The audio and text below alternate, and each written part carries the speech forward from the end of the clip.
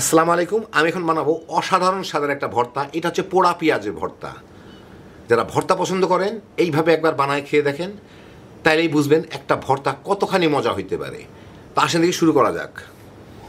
আমি এখানে একটা কড়াইয়ে কিছু পেঁয়াজ নিয়ে নিছি। এইগুলাকে আমি ভেজে নিব, মানে একটু পোড়া পোড়াভাবে ভেজে নিব। তো একই সাথে যাতে পেঁয়াজটা ভিতরটা সিদ্ধ হয়ে যায়, তো এই জন্য আমি পেঁয়াজটাকে চুলায় দিয়ে দিছি। এটা শুকনা কড়াইতে ভেজে নিতে হবে, মানে কড়াইতে কোনো তেল দেওয়ার প্রয়োজন নেই। আমি কোনো তেল দেই না এই কড়াইতে। এইটাকে একটু ঢেকে দিব, তাহলে পেঁয়াজটা পোড়ার সাথে সাথে ভিতরটাও একটু ভালো মতো সিদ্ধ হয়ে যাবে আর কি, একটু কম সময় লাগবে। কিছুক্ষণ পর পরে আমি এটাকে নেড়ে ছেড়ে দিব, দেখতেই পারবেন আপনারা। মিনিট 2-3 পর পরই আমি এগুলাকে এইভাবে একটু উল্টায় পাল্টা দিব। এই যে দেখেন পোড়া পোড়া দাগ লেগে যাচ্ছে, এগুলোকে একটু উল্টায় পাল্টাইতে হবে, ঘুরাই ফিরাই দিতে হবে, আবার ঢেকে দিব।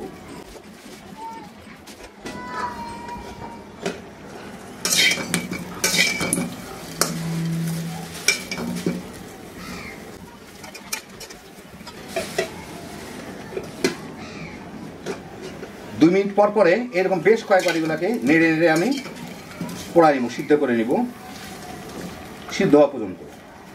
এই একটু নরম নরম হয়ে যাচ্ছে, আরও নরম হয়ে যাবে। এটা ঢেকে দিলে একটু জলদি হয় আর কি। প্রায় 15 মিনিটের মতো ভাজলাম। এই যে দেখেন এগুলো একদম নরম হয়ে গেছে, একদম নরম হয়ে গেছে ইয়েগুলা, পেঁয়াজগুলা। শেষবার একবার নেড়ে দিয়ে আমি গলেও গেছে, কতগুলা ফেটে টেটে গেছে। এই যে দেখেন এটা ফেটে গেছে প্রায়। এখন আমি এটাকে ঢেকে দিয়েই চুলাটা বন্ধ করে দিই, এটা ঠান্ডা হইতে থাক। ততক্ষণে পেঁয়াজের একদম মাঝখানের দিকে যদি একটু কাঁচা অংশ থাকে সেটাও সিদ্ধ হয়ে যাবে। পেঁয়াজগুলো ঠান্ডা হওয়ার পরে উঠায় নিছি। এখন আমি একই কড়াইয়ে একটু মুছে টুছে পরিষ্কার করে আমি কটা শুকনা মরিচ টেলে নিব।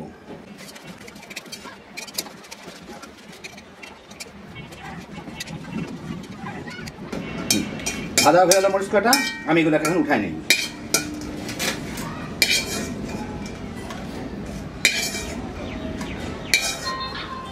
তো ঠান্ডা করে নেওয়ার পরে এই হলো আমার পেঁয়াজগুলা, এগুলা সাইজ করতেছি আমি। তার আগে এই যে মরিচগুলো আমি টেলে রাখলাম, আমি একটা পলিথিন ব্যাগের মধ্যে নিয়ে নিছি এইভাবে। এগুলাকে আমি এই ব্যাগের ভিতরেই একটু চাপ দিয়ে গুঁড়া করে নিব। এটা শুকায় গেলে গুঁড়া হইতে সুবিধা হয়। এইভাবে একটু চাপ দিলেই গুঁড়া হয়ে গেল, আমার হাতটা বেঁচে গেল আর কি গুঁড়া করার থেকে। এ দেখেন মোটামুটি ভালো ভেঙে গেছে। কারণ আর একটু চাপ দিয়ে একদম গুঁড়া গুঁড়া করে নিব এগুলাকে।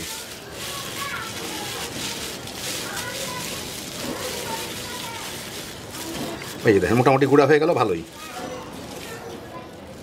এখন আমার পেঁয়াজের খোসাগুলাকে খুলে নিতে হবে।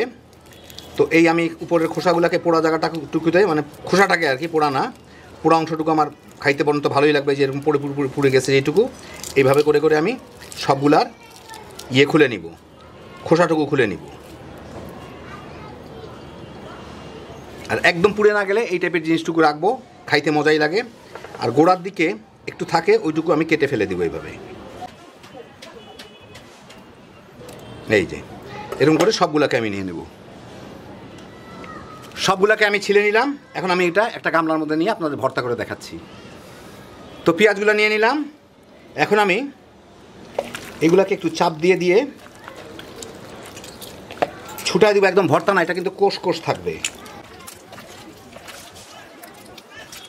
এই যে দেখেন এরকম।